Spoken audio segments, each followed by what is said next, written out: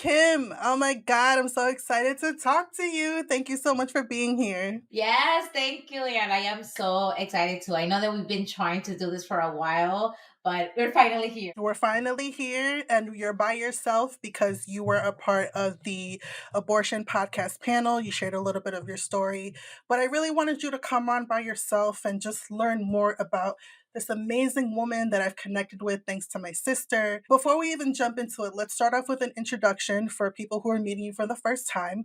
Please let my audience know who is Kim. Well, hello everyone, first of all. And well, Kim is a lot of things. An immigrant from Ecuador. I'm a millennial. Yay. During the day, I do marketing. I'm a marketing manager. And I guess I don't want to say it during night because we do it all the time, like throughout the day.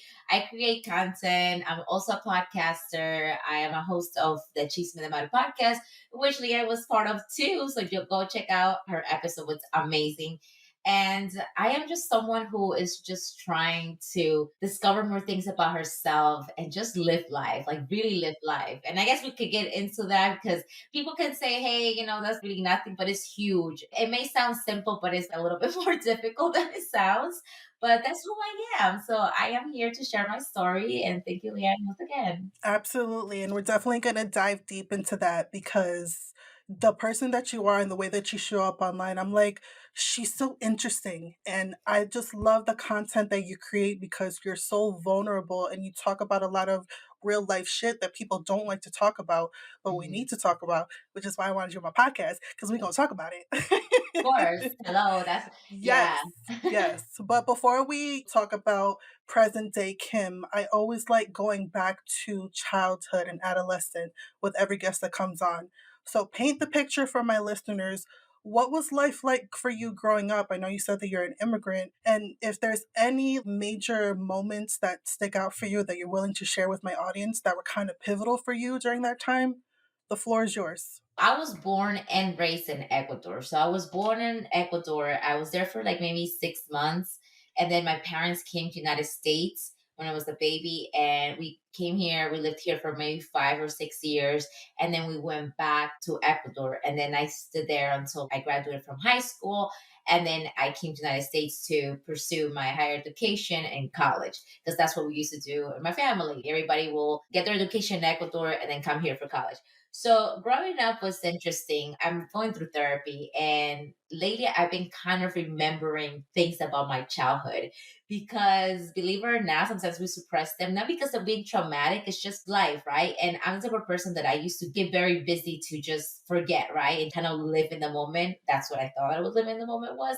But I was really kind of covering up a lot of things. And we can get into that later. But growing up, my childhood was a little restricted because I used to be asthmatic. So I developed asthma when I went back to Ecuador when I was 5 years old. I was restricted to doing a lot of things. Like I couldn't eat certain things because I was living with my grandparents too. They didn't want me to eat ice cream, lemon, because all of those things will help you with the asthma. So I couldn't do a lot of things that kids did, like going to the park because of el polvo, the dust. It was very restrictive. So when I started school, I guess I get a good childhood, but then it became a little bit more difficult when my parents got divorced. And I knew my parents didn't love each other anymore. Like I sensed it. I will watch my dad coming back home late. My mom had to work a lot. So one day my dad came and sat us down and told us that they were going to get separated, right? And for some reason, that was such a relief for me. Oh my God, it was about time. A lot of kids would be like, oh my God, no, my parents are getting divorced. No, my sister was like that. My sister was heartbroken. My little brother, he was 3 years old. He didn't know anything. And then I'm like, okay, so they did the divorce and all that. It was always a back and forth. My dad had to give us money, but he would be late. So my mom couldn't go buy stuff and this and that. So my mom had to take the role of a father and a mother. So she started working a lot. So I wouldn't see her much. I would stay with the maid that we had over there or my aunt. After that, I had to kind of take the role of a parent because my siblings wouldn't want to listen to the maid or wouldn't listen to my aunt, so they would listen to me. Early age, I took the role that then later on in life, it affected immensely. And I just started discovering this like maybe 2 years ago that I was parentified. I didn't even know what parentification was until like a couple of years ago. And then I was like, holy crap, that's me. So all of that I had to take in my childhood, I brought it up in adulthood, and I still felt that I had to be responsible for people. And then after when I came to the United States and I was here living by myself for 6 years, and my mom had to come. There was a situation where if she didn't stay in the United States, she would lose her green card. And she didn't want to lose her green card because then my brother wasn't going to be able to come in. So she had to make the decision of staying. And that was also like a drastic change for her because she has her whole life in Ecuador and she had to just leave everything un día a otro. One day she had to be here. So then I had to take her in. I've been living with my own for 6 years. Then my mom is here and I love her, but it was a lot for me. And then my siblings came in. So we were all like in the house. And I felt that I wasn't able to do certain things like move to another state or do this, do that because all my siblings are still here. Once my siblings decided to leave the house, I started resenting them a little bit because I'm just like, how come you can do this and I wasn't able to?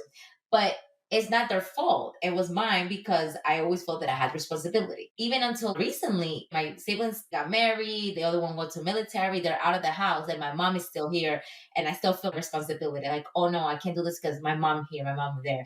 But then I started realizing, and then with therapy, obviously, it helped me to realize that it's not my responsibility, that I need to really live my life. And that's why in the beginning, when I said I'm just trying to really live life, is that's what I mean. It's kind of like really do things for me and not because I have to do it for other people. Feeling guilty because I feel, I don't know of you, but a lot of immigrants, a lot of us, we feel guilty of just having fun because we feel like we just don't deserve it, right? Like we need to do more. And then once we have more, then maybe we can have fun. But even so, we don't. So it's like a whole cycle.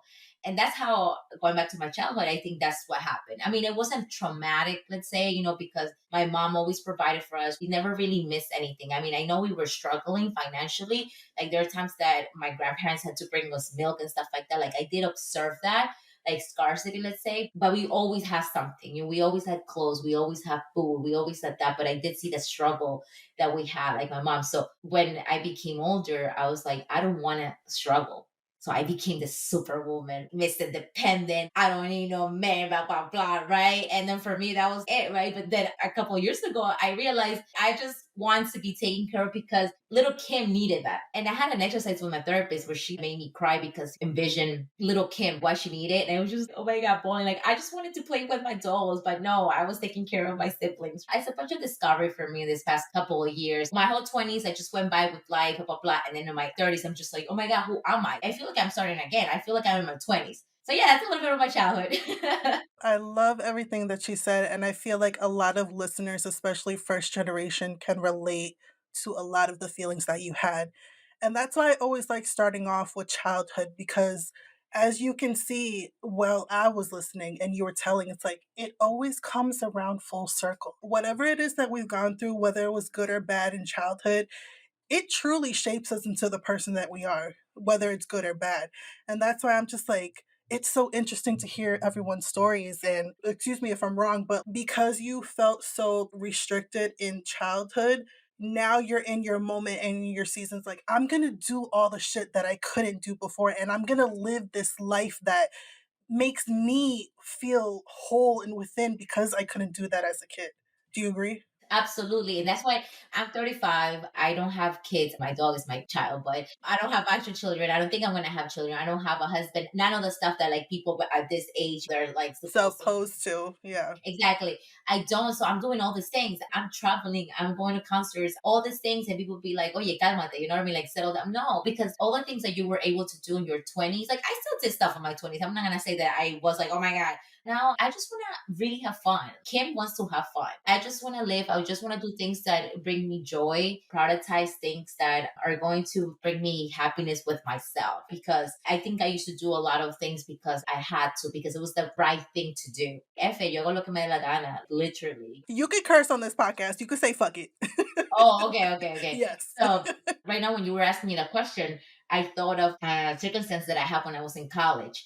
So we were graduating, and you know how they have end of the year, end of like whatever trip. We were supposed to go on a cruise, and I was not gonna go. I was supporting myself, everything. I was paying for my apartment, everything. So I was just like, maybe I shouldn't. Now I'm realizing that was me. That's just trauma that I have about like, oh, I have to take care of money. I have to save, the guilt of having fun. But then someone convinces me, like, you deserve this. You've been working so hard. You've been working full time, going to school full time, and you're graduating. That's a reward. And I went, and I was so happy I went because that kind of opened up the door for me to start traveling. Because I'm like, oh man, I went somewhere else. I came to the United States and that's it. I didn't really travel to other countries before that. And then before that, nothing. So I was just like, this is fun. I'm going to do it. So now traveling is a big part of me, And everything comes full circle. It's like, oh my God, this is why I was this way. Hmm. And I just want to highlight a word that you said, you deserve.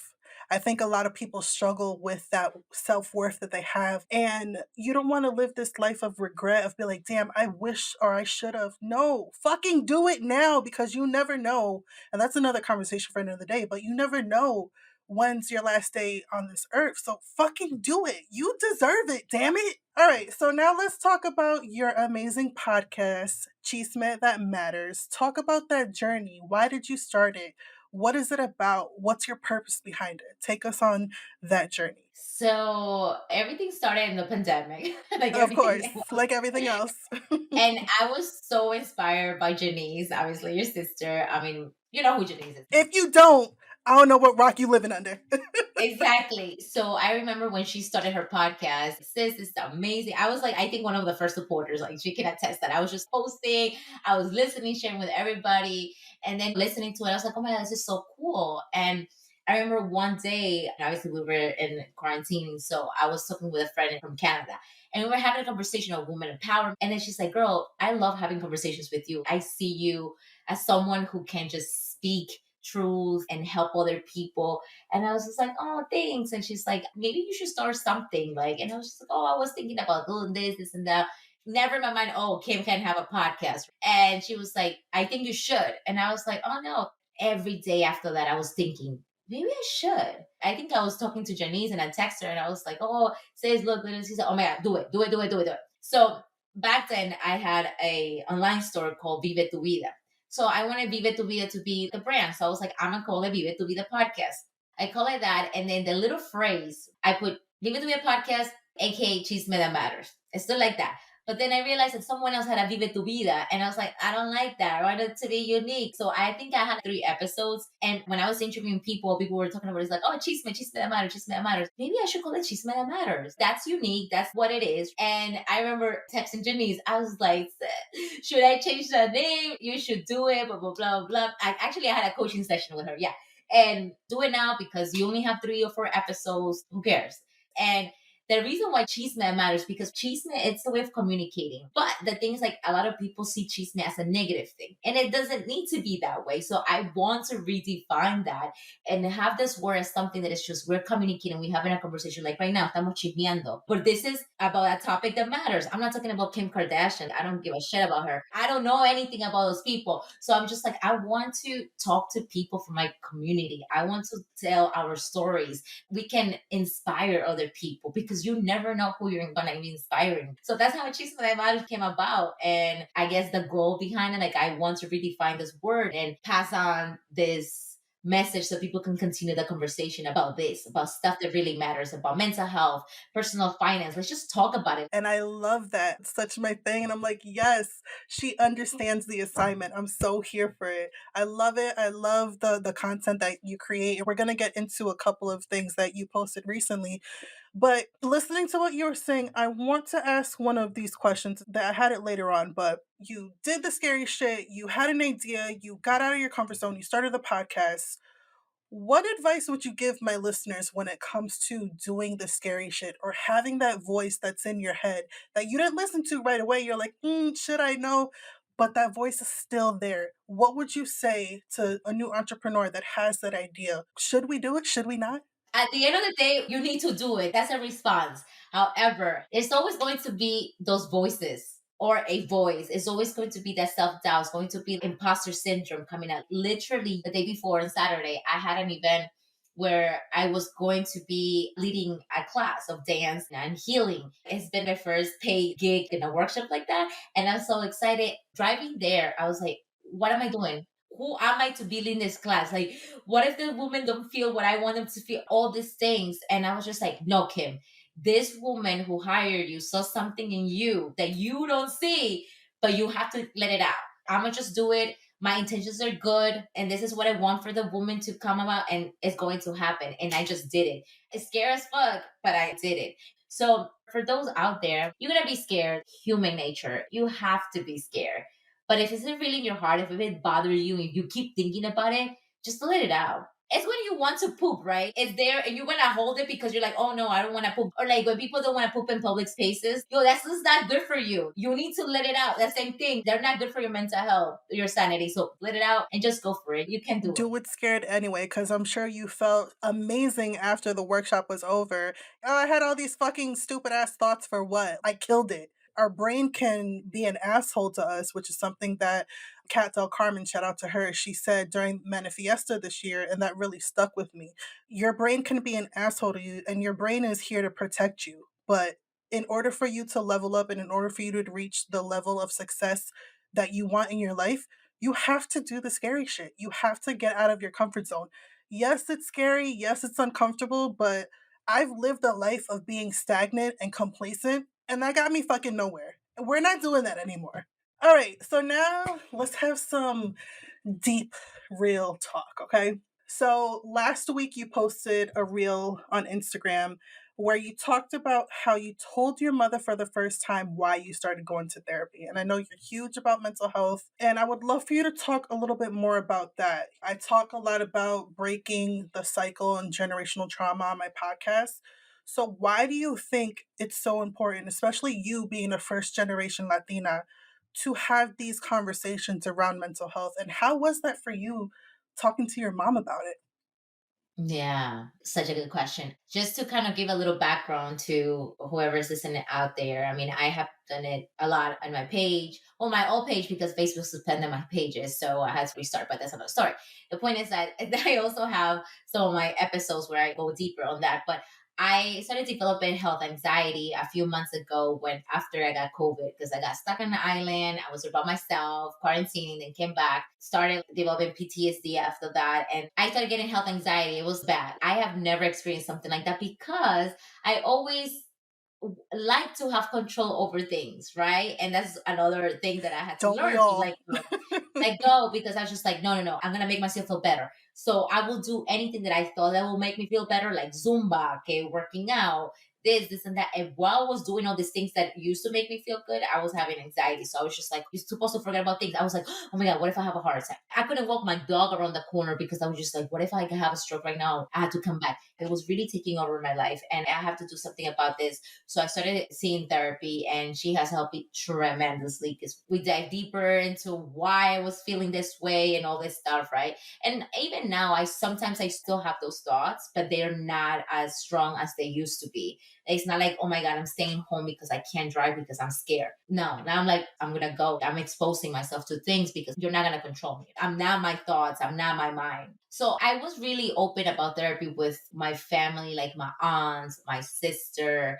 I'm very open about things. I'm just out there. So with my mom, I feel like I have told her, but I don't think she pay attention to me. But then the other day we were in the car and we were talking about different things, and I was like, well, this is why I seek therapy, because of this. And she was like, the best therapist out there is God. You need to have a good connection with God. And don't get me wrong, I love God. I'm a believer and talk to God every day. But there were certain things that I can't listen to. That's why I think it stopped me kind of telling her things, because for her things like this are strange, right? But this time I'm patient. I want her to understand. I want her to understand what I was going through. I was like, sometimes we need a professional to guide us. And I told her what I love about my therapist is that she's a holistic therapist. So she doesn't tell you, you need to do this. She helps you to find the answer that you already have within. So I love that. And I'm like, oh my God, I didn't think this way. I told her she's this, and that. She has helped so many of my friends. And then I explained to her what I was going through, and she didn't know that. She was like, really? And I was like, yeah, mom, I was going through this. It was really bad. I will cry. I will feel frustrated because this was controlling me. This was stopping me from being happy. I couldn't do it anymore. So I had to do that. Like, I will pray. I will try to all these things. I could say that I did have a disconnect with God. And then I feel like that experience brought me a little closer. And even till now, I'm just God, God, God. Back then, I needed guidance.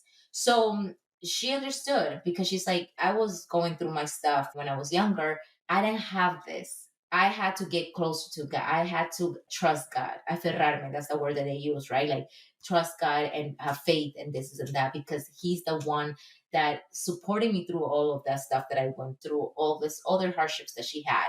Back then, they thought that having a therapist was someone that it was like insane. So she was like, I understand now it's different. That was a beautiful moment between my mom and I because I felt like she saw me, right? And I saw her too. And instead of judging, we both understood each other. We are doing the best what we can with what we have. I still tell her, but we should go. And just to kind of sidetrack a little bit, like there was a post that I did in TikTok about how my mom used to repeat the same things all over. So in the past, I used to get very like, oh my God, here she goes again. Now I listen to her. She didn't really have someone to talk to. I am kind of like the person that she's letting it out. All of these things that I never thought that she went through, right? And a lot of people, they were like, oh my God, I never saw it this way. Da, da, da, da, da, da. But there was a lot of other people that were very, very, I don't want to say negative, but like a little defensive about it. They were saying, oh, but I'm not my mom's therapist. Oh, but this is why I am going to therapy. That's valid. But then I was just like, it's so interesting to see how many people are still hurt. They haven't like really healed from that because when you heal, you forgive and you see things from different perspective, right? Because if I still had kind of like the resentment towards my mom or something, I'll be like, no, Jaja, I don't want to hear it. I'm not your therapist. No, I'm going to try to do the best to listen to you, but also put in the boundary, right? Because tampoco te pasa because I still have to kind of protect myself. But it's just so interesting to see the two sides of being hurt still and being kind of healed. I love that for you, and I think that's such a beautiful moment that you were able to have with your mother. Same for me. I tried to get my mom to go to therapy for so long, but she's an old school Puerto Rican in her mid 60s. She's like, I don't need therapy. I'm good. I can be the one to change the cycle and heal my trauma. And it's not my job to fix what she's gone through, but I can hold space for her and I can come at it at a different way with the tools that I learned in therapy. And, me and my mom, we've had some real ass conversations that I thought we would never have, especially growing up. Mental health therapy, that was not a thing talked about in our household. I'm sure that's for a lot of listeners out there of Latinx descent or just people of color in general.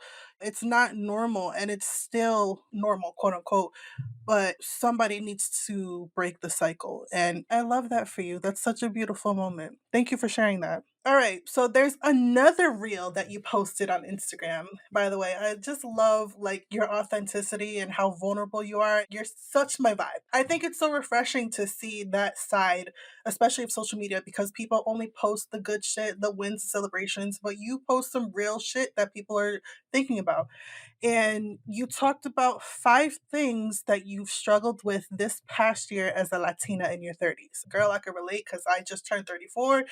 There's just a lot of shit that we're all going through. So I just want you to dive in deeper about that. What have been some things that you've struggled with this year? Let's start off with that.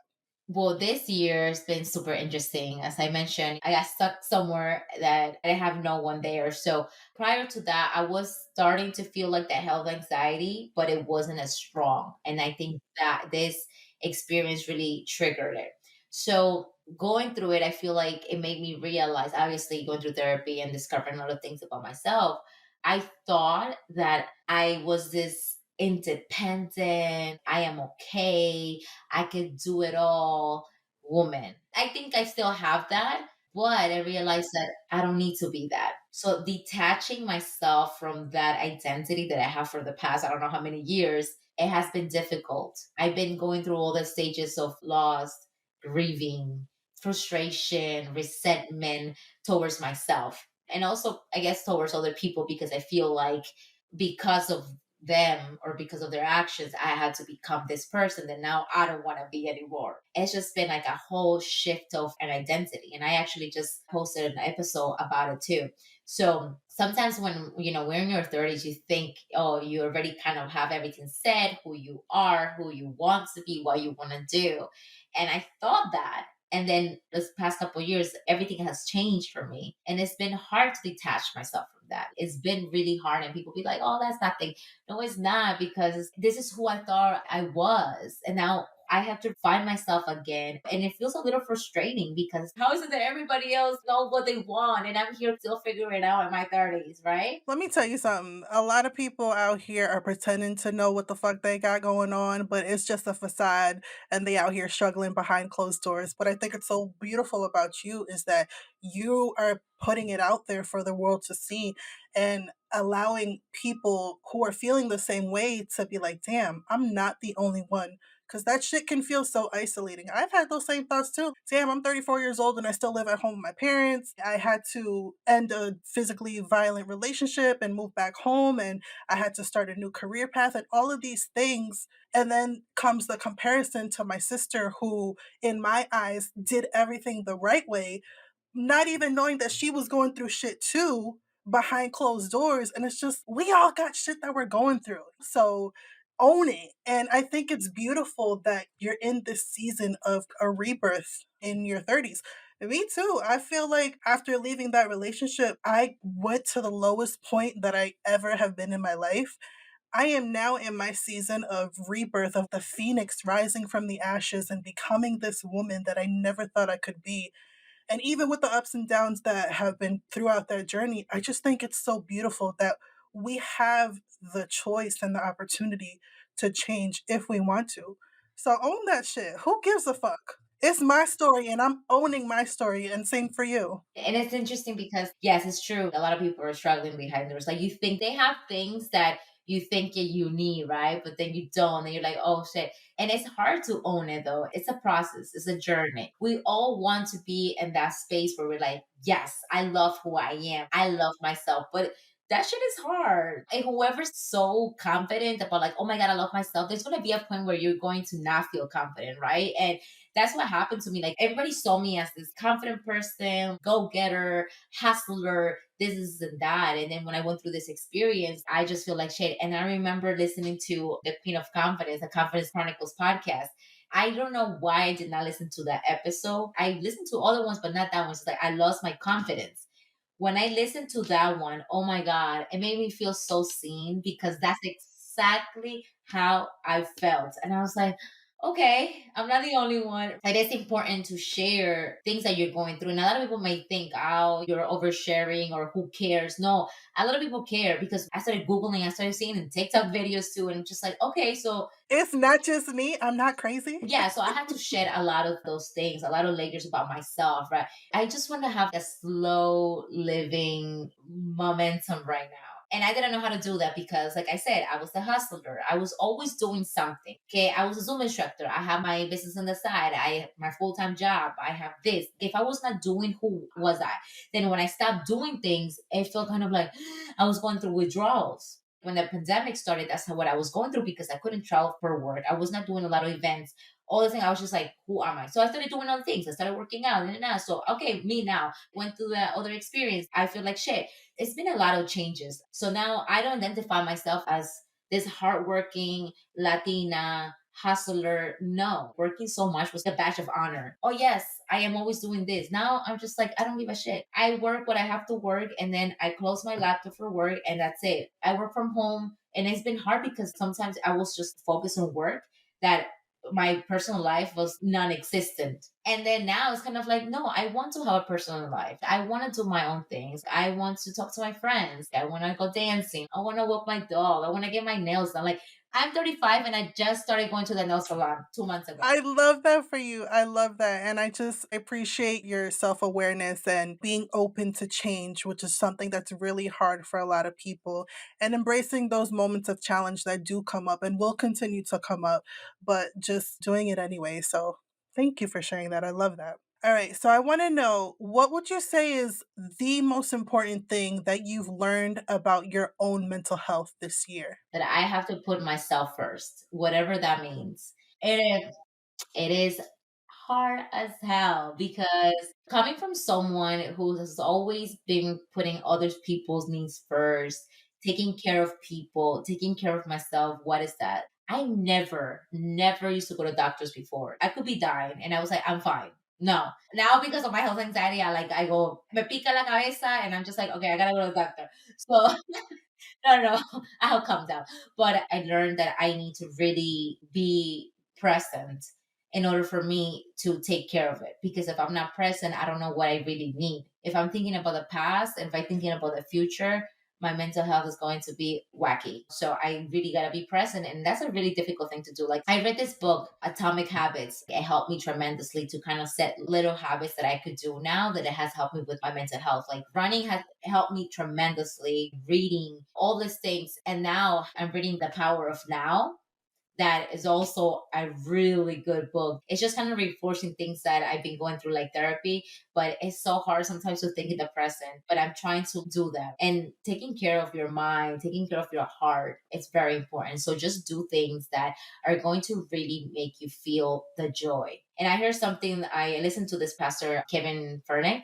He was talking about how we don't choose joy. We can't choose joy. What we choose is the priorities that are going to help us to get to joy. And I thought it was so powerful because I was like, oh, I choose joy. How are you going to choose that if you don't even know what brings you joy, right? So you're going to prioritize things. Okay, if you know that running brings you joy, prioritize your running. If you know that going get your nails done, maybe get your nails done. Whatever is it that is going to help you with that. But be present with yourself, really understand, get to know yourself. I feel like we need to get to know ourselves. It's going to help us to taking care of like this up here, right? I love that. I really love that you said that because I think a lot of people, the relationship that they neglect the most is the one that they have with themselves.